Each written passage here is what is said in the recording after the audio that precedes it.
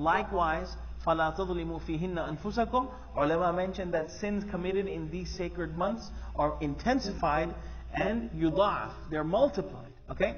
As opposed to the other months. Another thing that brings the sanctity into this is that in these 4 months, fighting, engaging in war is totally forbidden. And this was set from the time of Ibrahim alayhi salam. This rule that in the month of Dhul-Qa'dah, Dhul-Hijjah, Muharram and Rajab, no fighting. No fighting, no war, no engagement at all. This was announced by Ibrahim alayhi salam. And from that time till the Prophet sallallahu alayhi wasallam's time, even the pagans of Makkah always honored this rule. They always honored this rule. That, hey, you know what?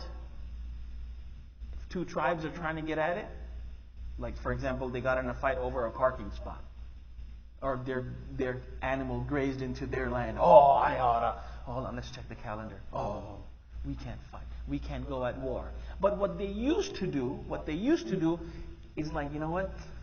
We're going to be going on this business caravan next month. So you know, let's change the month. So they would just declare, it's like, hear ye, from now, today, it's not Dhul-Hijjah anymore. It's this month now. No fighting. No fighting. Okay? That is the month that people are going to be on the road traveling. And then obviously you have Dhul-Hijjah. Hey, no fighting. And then in the month of Muharram, those pilgrims are going to be returning back. So in these 3 months, to ensure a safe passage, no fighting. Well, guess what? People are going to come for Umrah sometime in between, right? So the month of Rajab was designated as a green zone for anyone who wanted to come in between of that Hajj time to visit the Kaaba. So this is why يَسْأَلُونَكَ عَنِ الشَّهْرِ الْحَرَامِ قِتَالٍ فِيهِ. They ask you about fighting in the months of the Haram. قُلْ قِتَالٌ فِيهِ كَبِيرٌ. Tell them that it is a huge sin to be fighting in these months. Now, moving forward. Is fighting still forbidden? Is engaging in war still forbidden? Now, majority of the scholars, they hold the opinion that the prohibition of engagement in these 4 months has been abrogated. It no longer remains. And this